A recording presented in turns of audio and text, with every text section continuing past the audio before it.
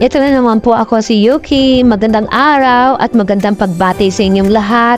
Good vibes lang po sa ating lahat. Ito po na naman po ako sa araw-araw, nagugupit, naghahanap buhay. Medyo matumad po ngayon ang hanap buhay kasi katatapos lang ng Kapaskuhan at bagong taon. Alam niyo naman, nasa abab, sa gastos ang mga ninong at ninang at ang mga magulang. Ang mga bata ang mapepera at ang mga pera ng bata ubos na naman at pinambili ng mga regalo. Ganun po talaga ang buhay. Ang mga tao minsan one day millionaire. Kain dito, kain sa labas, kain sa magagandang restaurant, sa Jollibee, sa McDonald's, kung saan. Bukas, yan po ang kahugasian natin mga Pinoy. So dapat matuto tayo mag-improve para sa ating kinabukasan. At ito, may pasok na naman ng mga bata, may matamad, may masipag mag-aral, may matalino, may bobo. Aminin po ninyo, halo-halo po talaga ang tao at hindi may iwasan. Natural lang yata iyon. Nasa pagpapalaki ng mga magulang ang ikaasenso ng mga anak. Swerte na lang ang mga anak na may mga magulang na nagtapos ng kolehiyo at mga edukado. Kasi ang paglaki ng bata depende sa kinalakihan at kinaugalian ng mga magulang. Di po ba? Totoo naman po yun.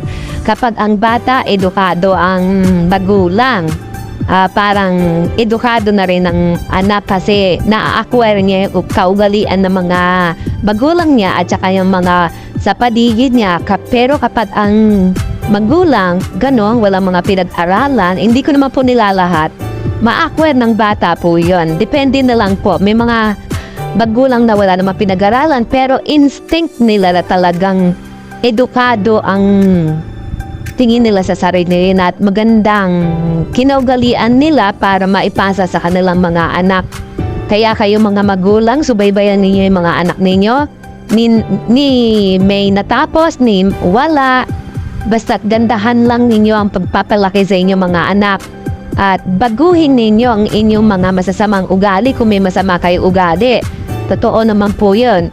Dapat matuto po tayo makisama at maging mabuting tao. Wag po tayo basta-basta magagalit at nagbuhusga sa tao sana yun. Kasi mahirap po talaga maghusga sa kapwa kasi bilog ang mundo. Di mo alam ngayon, ano ka, mayaman ka o bukas mahirap ka na. Tapos yung hinuhusgahan mo, dati mahirap, biglang yumaman, naging edukado dahil sa pagsusumikap niya. Ganon po ang buhay ng tao. Kaya kayo, huwag kayong mapanghusga ng tao ha. Huwag kayong tumitingin sa yaman. At hinuhusgahan niyo yung mga mahihirap dahil ang mga mahihirap yan ang matutulungin sa totoo lang. Ang mayayaman sila pa yung mga kuripot mabigay na mga tulong sa mga mahihirap.